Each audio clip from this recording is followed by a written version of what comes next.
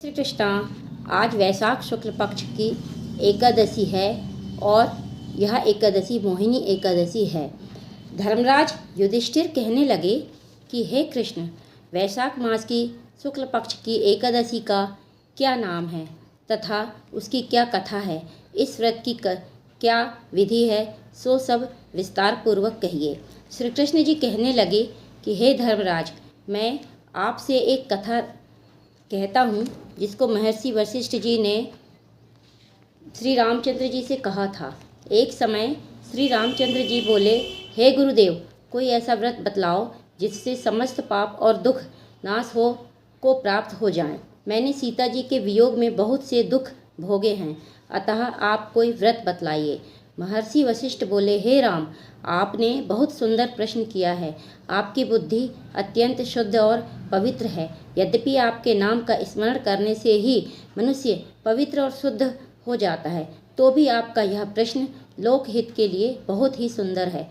वैशाख मास में जो एकादशी आती है उसका नाम मोहिनी एकादशी है। इस एकादशी का व्रत करने से मनुष्य सब पापों तथा दुखों से छूटकर मोह जाल से मुक्त हो जाता है। अतः यह व्रत दुखी मनुष्यों को अवश्य करना चाहिए।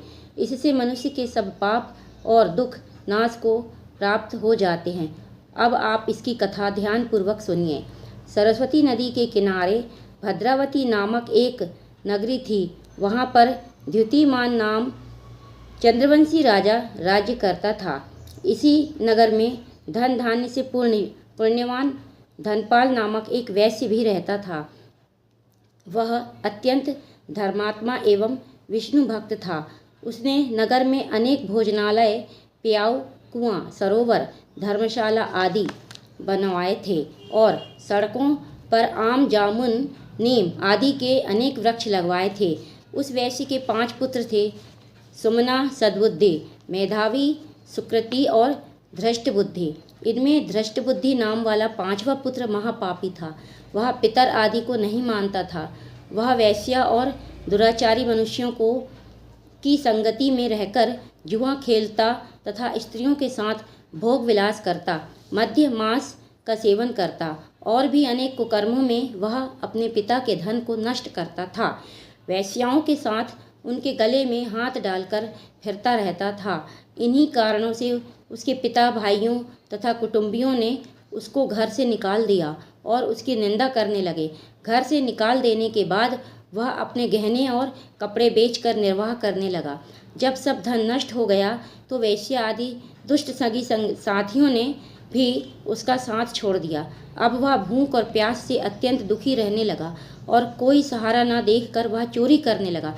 एक बार वह पकड़ा गया, परंतु राज्य कर्मचारियों ने उसको वैश्य का पुत्र जानकर छोड़ दिया। मगर जब दूसरी बार वह फिर पकड़ा गया तो उसे उन्होंने राजा के सामने उपस्थित कर दिया। राजा ने उसे कारागार में बंद कर दिया। कारागार में राजा ने उसको बहुत दुख दिए और कहा कि तू मेरी नगरी से निकल जा। वह नगरी से निकल वन में चला गया और वन में पशु पक्षियों को मारकर खाने लगा। कुछ समय के पश्चात वह बहेलिया बन गया और धनुष बाण लेकर पशु पक्षियों को मार कर खाने लगा। एक दिन वह भूख और प्यास से दुखित होकर खाने की खोज में फिर रहा था कि कौंडिन्य ऋषि ने आश्रम पर पहुंच गया। उस समय वैशाख मास था और कौंडिन्य ऋषि गंगा स्नान करके आ रहे थे। उनके भीगे वस्त्रों के छींटे पड़ने से उसको कुछ सद्बुद्धि प्राप्त हुई और वह मुनि के सामने हाथ जोड़कर कहने लगा कि हे मुनि, मैंने अपने जीवन में बहुत भारी पाप किए हैं। आप उन पापों से छूटने का कोई साधारण और बिना धन का उपाय बतलाइए। उसके दीन वचन सुनकर ऋषि कहने लगे कि ध्यान देकर सुनो। इस वैशाख शुक्ल पक्ष एकादशी का व्रत करो। इस एकादशी का नाम मोहिनी है और इससे तेरे सब पाप नष्ट हो जाएंगे। मुनि के वचन सुनकर वह अत्यंत प्रसन्न हुआ और उनके द्वारा बताई हुई विधि के अनुसार उसने मोहिनी एकादशी का व्रत किया।